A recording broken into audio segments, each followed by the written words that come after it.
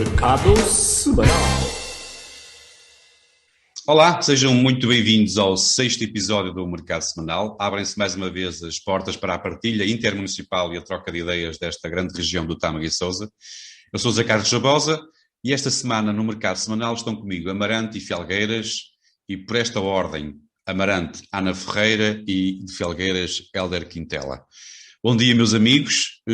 Em Amarante, esta semana, a vereadora e antiga vice-presidente do município, Otávia Clemente, deu uma entrevista ao portal Tâmega Sousa PT e acusou o executivo da Câmara de Amarante de não ter feito obra significativa nas freguesias, até há pouco tempo atrás, e acrescentou que só agora é que estão a iniciar algumas daquelas obras que tinham sido prometidas há algum tempo. Presumo que o executivo terá respondido que estava à espera da bazuca. Como ela demora a chegar, foram começando, entretanto, as obras, que são obrinhas, segundo a ex-vice-presidente, a antiga vice-presidente do município, Otávia Clemente. Em Felgueiras, este fim de semana, há cortes de trânsito na zona do Seixoso, em Santa Quitéria, para a realização de testes de preparação do Rally de Portugal 2021, um mega acontecimento para os amantes destes desportos com 4 pneus. Nós por aqui já sabemos que o Hélder está em pulgas para ir ver os carros a fazer barulho. Este fim de semana, com a vantagem de não fazerem muito pó, será mais lama. E só para terminar, foi também uma semana que ainda, ou melhor, que ainda temos restos do terremoto que admirou o país na semana passada, mas que espantou e horrorizou ainda mais com o terror da festa dos adeptos de um clube. O tal que só faz festa também de 20 a 20 anos, podíamos perfeitamente não ficar tão horrorizados com isto.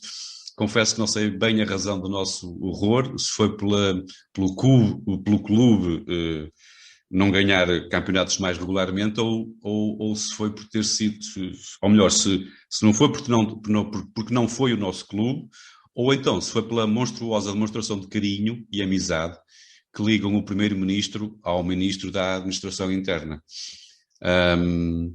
Com carinho e amizade, avançamos para os temas que os nossos amigos nos trazem hoje. Bom dia, Hélder. Bom dia, Ana. Olá. Hélder, tu trazes um assunto ligado, mais uma vez, se bem entendo, àquela responsabilidade que cada vez mais se atribuem aos municípios, à área social. O que é que nos queres falar acerca deste assunto, a área social dos municípios? Bem, esta é uma área que os municípios já têm responsabilidades, mas também fruto daquilo que eu transmiti e partilhei há 2 semanas atrás relativamente à municipalização que está em marcha, à descentralização de competências do Governo Central para os municípios, e temos que ter sempre em perspectiva que esta descentralização de competências do Governo Central para os municípios é talvez uma das maiores reformas ao nível da gestão administrativa do Estado dos últimos 20 anos. Andou-se a discutir durante muito tempo a regionalização, tentou-se ir por um caminho da regionalização, isso não seguiu a bom porto, depois implementou-se as comunidades intermunicipais, mas digamos que o desenho final que foi desenvolvido é a municipalização de uma série de competências, da justiça, da educação, da área social, do turismo, de gestão de equipamentos. Portanto, há aí uma grande panóplia de responsabilidades que vão ser transferidas para os municípios e que têm vindo a ser transferidas para os municípios nos anos mais recentes, caso a caso. Desculpa lá interromper-te, mas, quer dizer, ao ouvir-te falar, parece que a regionalização já começou.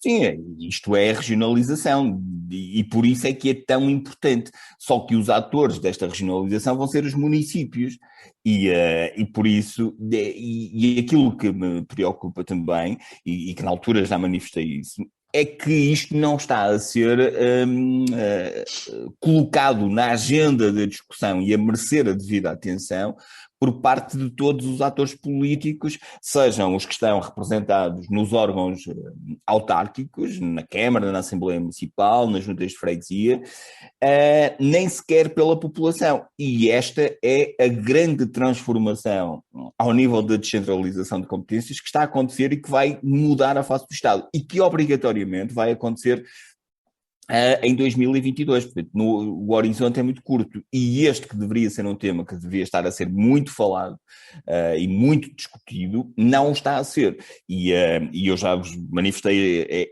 é óbvio que quanto mais perto das pessoas as competências e os atores que decidem estejam, melhor, sobre o ponto de vista de que conhecem melhor a realidade, mas depois há muitos outros aspectos que preocupam, e eu já vos falei que faz sentido a descentralização de competências, mas desde que seja com envelopes financeiros adequados e que também hajam mecanismos de transparência e de controlo que permitam verificar como é que as coisas estão a ser feitas, e isso é transversal. E aquilo que eu noto que está a ser feito, daquilo que vai respingando para a opinião pública, porque também não é muito, o que é estranho, porque isto deveria estar a ser discutido e muito discutido na opinião pública e claramente dito, e não está a ser. E no caso da vertente social, eu acho que isto ainda ganha contornos mais relevantes, porque quando nós olhamos para a área social, se calhar nós podemos estar a olhar para a saúde, estamos a olhar para a educação, mas estamos a olhar também para a habitação social, para a proteção. Aliás, estes exemplos dos últimos dias é um pouco, quer dizer, é aproveitar estes exemplos dos últimos dias, né? Quer dizer, nós temos cá, sabes, temos aqui na zona esta problemática da habitação. Da habitação temos as autarquias, e aqui em Felgueiras, que é que conheço melhor, tem habitação social. Sim, portanto, não nesse sentido, mas no sentido em que temos trabalhadores, nós aqui não vivemos muito esse não problema. Vivemos muito de sazonalidade de trabalhadores estrangeiros, sim. A esse nível não, mas, portanto, os municípios precisam de ter primeiro isto vai acontecer uma coisa muito, muito relevante, que é os quadros de pessoal, porque as autarquias em muitas áreas não estavam preparadas, nem com técnicos, nem com operacionais para assumir essas áreas. E depois a questão do financiamento. Por exemplo, se nós olharmos hoje, e eu estive a olhar para o orçamento do município de Felgueiras para este ano de 2021, um orçamento à volta de 56 milhões de euros. Na rubrica que está afeta, ou nas várias rubricas que depois se divide o desenvolvimento económico, social e humano, nós estamos a falar à volta de 16,5 milhões de euros. Mas depois, quando nós começamos a fatiar cada uma desses valores pelo que representam nas sub-áreas mais específicas, nós estamos a falar que a educação representa à volta de 4,8 milhões, mas sabemos que isto tem muito a ver com a gestão do parque escolar, que foi transferido para as autarquias, e tem a ver com os assistentes operacionais. Mas depois, quando começamos a descer, por exemplo, na saúde, estamos a falar de 780 mil euros para o ano de 2021, mas só 660 mil são para o combate à Covid-19. Se depois formos para a coesão e a ação social, nós estamos a falar de 534 mil euros, ou seja, sempre a decrescer em investimento, naquilo que está inscrito no orçamento. Na habitação e nos equipamentos sociais estamos a falar de 99 mil euros. Na proteção de menores estamos a falar de 31 mil euros. Portanto, quando nós olhamos para estas delegações de competências e, por exemplo, quando nós olhamos para aquilo que são as competências que vão ser assumidas pelo município relativamente só à habitação social, aquilo que o governo está a dizer que vai transferir nas competências do domínio da habitação é o apoio ao arrendamento urbano e à reabilitação urbana. E aquilo que nós vemos, por exemplo, também aqui em Felgueiras, é que os parques, primeiro é uma gestão, algo que vem do passado, que é nós termos habitação social em guetos. E portanto, há logo uma estigmatização da população que é fazemos apoiada uma quintinha para eles, não é? Exatamente, da população. Depois, fruto de muitas coisas, e talvez até dessa criação do gueto, temos um degradar das condições da habitação social. E aquilo que realmente começa a fazer sentido, e até tem sido seguido noutros municípios, e Penafiel até foi um caso que foi falado no último mercado semanal pelo Guedes, em que realmente a estratégia de apoiar as famílias, não as localizando da sua habitação quando elas estão em dificuldades, mas sim criando mecanismos de apoio ao arrendamento e durante os períodos mais difíceis, tem que se fazer aqui alguma coisa. E depois é muito importante a questão da proteção de menores, de crianças e jovens, como também dos idosos. E nessa proteção de menores, por exemplo, nesse aspecto social da proteção de menores, preocupa-me muito sempre isso, porque nós já vimos e temos múltiplos exemplos, milhares de exemplos, que a educação é o único elevador social que é possível ter. Não há outro. Nós podemos tentar aqui múltiplas estratégias. Se nós não conseguirmos que as crianças e os jovens tenham acesso à educação, tenham acesso à sua formação como profissionais, para poderem ter acesso a uma profissão que lhes traga um orçamento familiar condigno, essas pessoas vão continuar sempre sem conseguirem progredir na vida e parece que estão constantemente votadas a um destino que não é um destino. E, portanto, só que não é apenas tornar obrigatória a presença na escola, ou então o pagamento dos rendimentos sociais de inserção estarem indexados à família, às crianças que estão nas escolas, porque elas depois arranjam sempre motivos, não vão umas vezes, não vão outras, portanto a aprendizagem não é feita, ou seja, realmente temos os jovens ou temos as crianças nas escolas, mas sem aprendizagem, sem motivação para isso, e isso é que é mais preocupante, que é na coesão social, no investimento que as autarquias têm que fazer na ação social. Realmente podem fazer melhor porque estão mais próximas da população, mas também têm que ter meios para o fazer e têm que ter estratégias para o fazer. E claramente, para fechar esta intervenção, aquilo que tu falavas no início sobre a Odmira, claramente representa o falhanço do modelo de gestão pelas autarquias. A autarquia não pode ser responsabilizada, porque certamente aquilo que a autarquia não tem, e eu escrevi isso, a autarquia não teve, primeiro, meios para fazer face a uma população que, digamos assim, nos últimos censos que foram realizados, a Odmira tinha 25 mil pessoas e agora tem 15 mil, pelo menos 15 mil imigrantes, ou seja, a população quase que duplicou.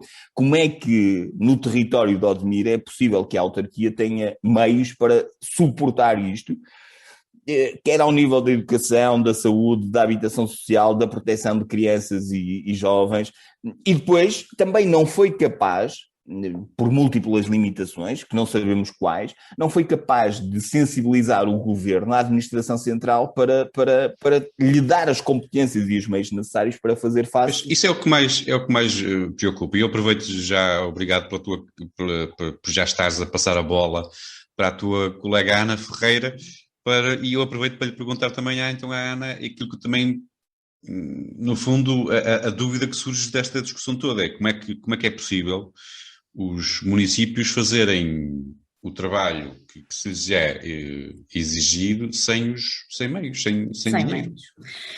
Bom dia a todos. É exatamente isso, Zé Carlos e Hélder, é exatamente isso, a descentralização dos poderes que já está a ser implementado já há algum tempo, já há alguns anos, a esta parte. O conceito é, de facto, é um conceito bom, não é? Todos nós queremos que haja uma descentralização de poderes, mas a realidade é que isto não vai acontecer, isto é uma utopia. Porquê? Porque, como o Hélder explicou e muito bem, há descentralização de competências, mas depois vai faltar o essencial, que são os meios para a operacionalização desta descentralização. Os municípios vão ficar assoberbados com encargos financeiros superiores para darem resposta a estas exigências impostas pelo governo. Porque, como disse o Hélder, e muito bem, esta descentralização não foi unânime, nem é homogénea, não é? O governo decide e as autarquias têm que acompanhar, até porque a descentralização de muitas destas competências, a maioria das autarquias nem estava sequer de acordo. Porquê? Porque ainda está tudo num tom de cinza.